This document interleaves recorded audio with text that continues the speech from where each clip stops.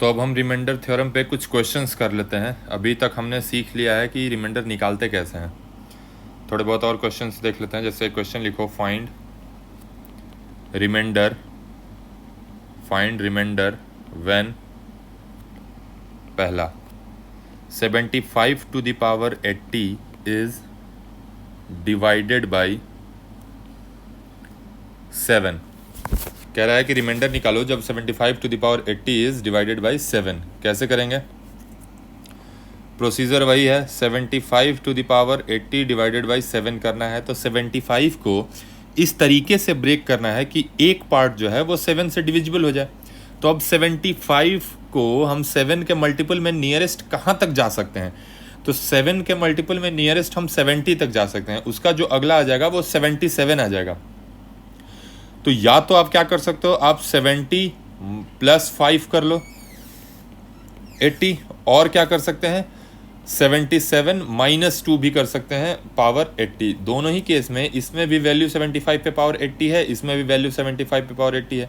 Difference क्या है कि इस केस में नेक्स्ट टर्म जो होगा वो 5 टू द पावर 80 हो जाएगा, और इस केस में जो नेक्स्ट टर्म होगा वो -2 टू द पावर 80 हो जाएगा। तो मुझे ये ज़्यादा आसान लगेगा क्योंकि 5 से कंपेरेटिवली छोटा है 2।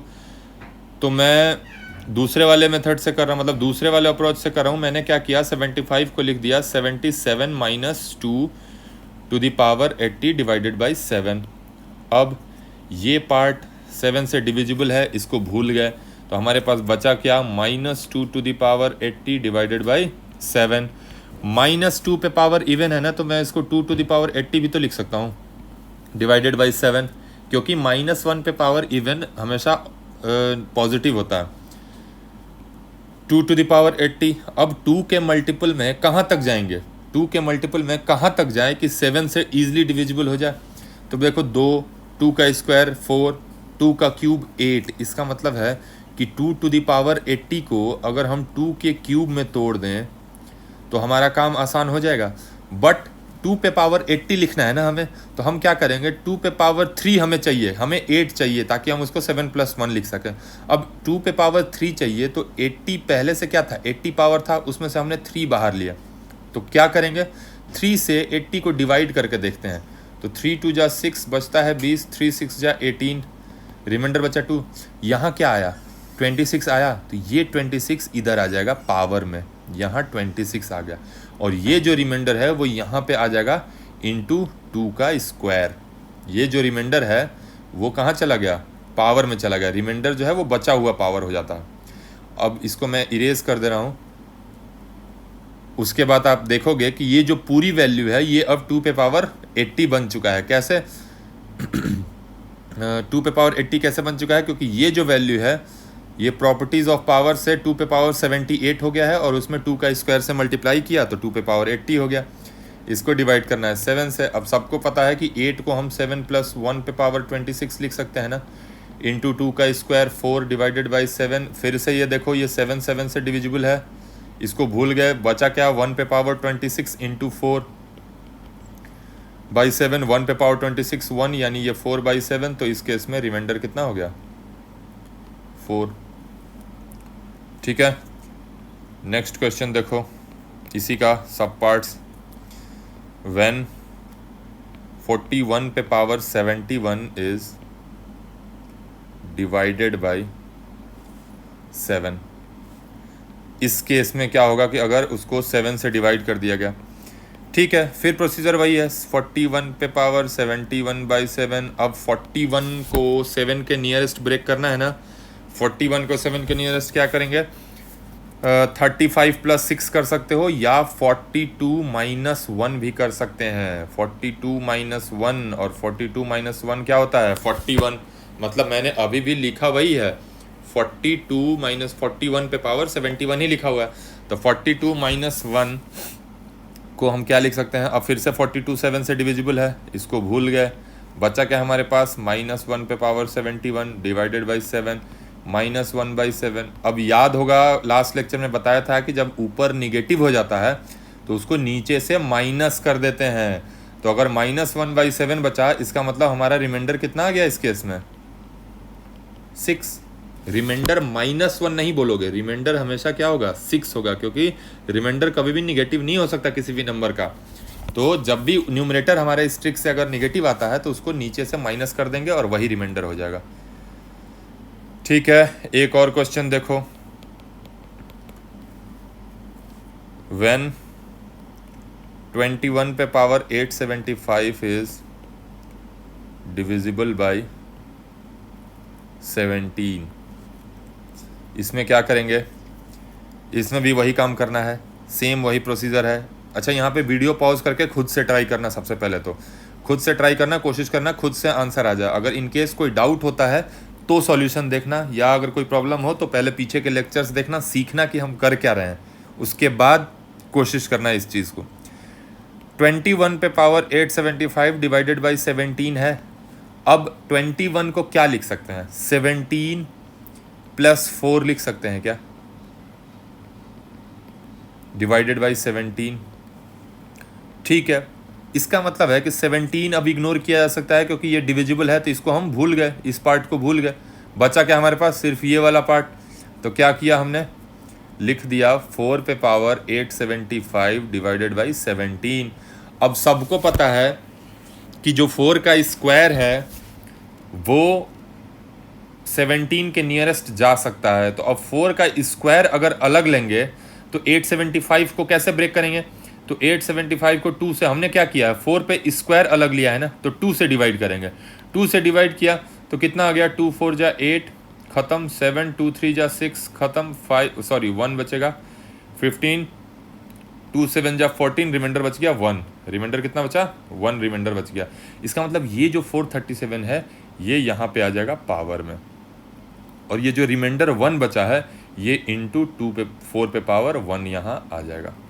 अब जब आप पूरे वैल्यू को देखोगे, जब आप इस पूरे नंबर को देखोगे तो ये 4 पे पावर 875 ही है, डिवाइडेड बाई 7। ठीक है, 4 का स्क्वायर पे पावर 437, 4 का स्क्वायर होता है 16, 16 पे पावर 437 और इंटू 4 डिवाइडेड बाई 17। तो जब हम 16 को करेंगे तो 17 माइनस 1 लिखा, 437 इंटू 4 डिवाइडेड बाई 17। फिर से इसको भूल जाएंगे, ये डिविजिबल है, भूल गए। क्या बचा? -1 पे पावर 437। और अब तो पूरे ज़माने को पता लग गया है कि -1 पे पावर ऑड होता है तो निगेटिव हो जाता है, यानी -4/17। फिर से न्यूमरेटर निगेटिव, तो रिमाइंडर कितना हो जाएगा? उसको माइनस कर देंगे नीचे वाले से, तो रिमाइंडर कितना हो जाएगा? 13। 17 में से 4 माइनस कर दिया, वही रिमाइंडर हो गया। 1 मिनट, ठीक है, समझ में आ गया ये क्वेश्चन? चलो एक और क्वेश्चन कर लेते हैं। एक और क्वेश्चन लिखो, खुद से ट्राई करना। व्हेन 54 पे पावर 124 इज डिवाइडेड बाई 54 पे पावर 124 इज डिवाइडेड बाई 17। मतलब अब हमें देखना है 54 पे पावर 124, क्या किया हमने? 54 पे पावर 124, ठीक है, डिवाइड करना है 17 से, ठीक है। अब 51 चेक करेंगे ना, 17 के मल्टीपल में कितना नियरेस्ट जाते हैं, तो 17 1 जा 17, 17 2 जा 34, 17 3 जा 51। इट मीन्स ये 51 प्लस 3 लिखा जा सकता है। फिर से 51 डिविजिबल है, भूल गए। बचा क्या हमारे पास? 3 पे पावर 124/17। अब 3 को पावर में बढ़ाते चले जाएंगे ना, देखेंगे 17 के नियरेस्ट कहाँ तक जा रहे हैं। तो 3 का स्क्वायर 9, अभी भी बहुत दूर है 17 से। 3 का क्यूब 27, तो 27 में 17 से कितना गैप है? 17 से 10 का गैप है ना। 17 प्लस, अगर मान लो मैंने ये लिखा 27, तो 27 को हमें 17 प्लस 10 लिखना पड़ेगा ना। तो ये 10 अपने आप में बहुत बड़ा नंबर है, तो देखते हैं थोड़ा और छोटा हो सकता है क्या। तो 3 पे पावर जब हमने 4 किया, जब हमने 3 पे पावर 4 देखा तो 81 आ गया। इसका मतलब 81 को अगर हम 17 के नियरेस्ट ब्रेक करना चाहें तो हम 85 माइनस 4 लिख सकते हैं, क्योंकि हमें 17 का टेबल पता है, 17 5 जा 85 होता है। तो 81 के नियरेस्ट हम ब्रेक कर सकते हैं, तो इस केस में हमें ज़्यादा छोटा नंबर मिल जाएगा। तो क्या किया हमने? 3 पे पावर 4 को अलग लिया, तो ऊपर ईजिली अब तक तो पता लग गया होगा कि 31 बचेगा। 17 यानी 81 पे पावर 31/17। 81 को क्या करेंगे, 85 माइनस 4। क्यों किया 85 माइनस 4? क्योंकि 85 17 से डिविजिबल है और नियरेस्ट टू 81 भी है। यानी ये क्या बन गया, -4 पे पावर 31/17। यानी माइनस बाहर ले सकते हैं क्योंकि पावर ऑड है, तो 17 हो गया। यानी ये माइनस, अब देखो तो 4 का स्क्वायर लिया जा सकता है ना, क्योंकि 16 हो जाएगा तो 17 के नियरेस्ट है। 4 का स्क्वायर, अब 31 है ना, तो 15 से जाएगा, 15 टू जा 30, एक बच गया तो इंटू 4 पे पावर 1 कर दिया, डिवाइडेड बाई 17। कितना बन गया ये, -16 पे पावर 15। 16 पे पावर 15। मैं एक एक स्टेप लिख रहा हूँ बस समझाने के लिए। अगर आप क्वेश्चन में करोगे तो हर स्टेप को नहीं लिखोगे, आप सीधा सीधी स्किप करते जाओगे, सीधे वैल्यू लिखोगे। तो कितना हो गया ये, माइनस बाहर ले लिया, ये 17 माइनस 1 पे पावर 15 इंटू 4 डिवाइडेड बाई 17। अब ठीक है, फिर से देखो यहाँ पे ये 17 डिविजिबल है, इसको भूल जाओ।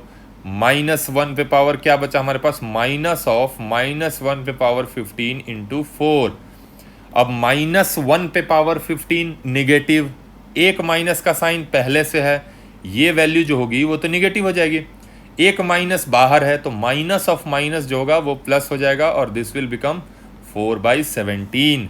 तो इस केस में जो हमारा रिमाइंडर आ गया वो 4 आ गया। ठीक है, ये देख रहे हो कितनी कितनी बार स्टेप्स रिपीट हुए हैं, यहाँ से चलते चलते चलते चलते यहाँ तक आया है। बाद में आगे हम कुछ थ्योरम्स पढ़ेंगे जिसके हेल्प से हम देखते ही आंसर बता देंगे। कुछ प्रॉपर्टीज़ होती हैं, कुछ स्पेशल टाइप्स के डिवीजन होते हैं जिसमें रिमाइंडर पूछा जाता है, उसको हम सीधा देखेंगे और आंसर बता देंगे। ठीक है, बट अभी फ़िलहाल हमें सीखना ज़्यादा ज़रूरी है, तो इस चीज़ को वैसे ही प्रैक्टिस करो। ठीक है, क्योंकि 90% क्वेश्चन इसी तरीके से बनता है और बहुत आसानी से बन जाता है अगर समझ में आ गया तो। ठीक है, एक दो क्वेश्चन और मैं लिख देता हूँ। क्वेश्चन 1 मैं लिख रहा हूँ, find remainder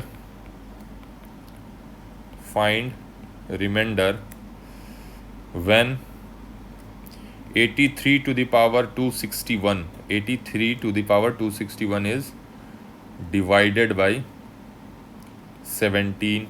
ऑप्शंस भी दे दिया है 13, 9, 8 और डी ऑप्शन दे दिया 2। Next question, find remainder when 25 to the power 102 is divided by 17 ही ले लो। ऑप्शंस है 13, फिर 25, 13, फिर ले लो 15, फिर ले लो 4, फिर ले लो 2। ठीक है, ठीक है, इन दोनों क्वेश्चंस को खुद से ट्राई करना और कमेंट करके बताना कि आंसर कितना आया है। अगर अभी भी समझ में नहीं आया है ये सारी चीज़ें, तो पीछे जाना, पीछे के जो 2 लेक्चर्स हैं जहाँ से ये टॉपिक स्टार्ट हुआ है, उन टॉपिक्स को अच्छे से एक बार देखना। मतलब चीज़ों को बहुत फोकस करके समझो कि बात चल क्या रहा है। ठीक है, उसको समझने की कोशिश करो। जितने भी सॉल्व एग्जाम्पल कराए गए हैं उनको देखो, और उसके बाद ये जो सारे क्वेश्चंस हैं इन सबको बिना देखे खुद से कोशिश करो। उसके बाद सॉल्यूशन देखो और फिर देखो कि तुम्हारा आंसर करेक्ट आ रहा है कि नहीं आ रहा है। ठीक है, और ये जो 2 क्वेश्चंस मैंने दिए हैं इनको सॉल्व करके आंसर कमेंट में बताना कि कितना आंसर आया सबका। ओके।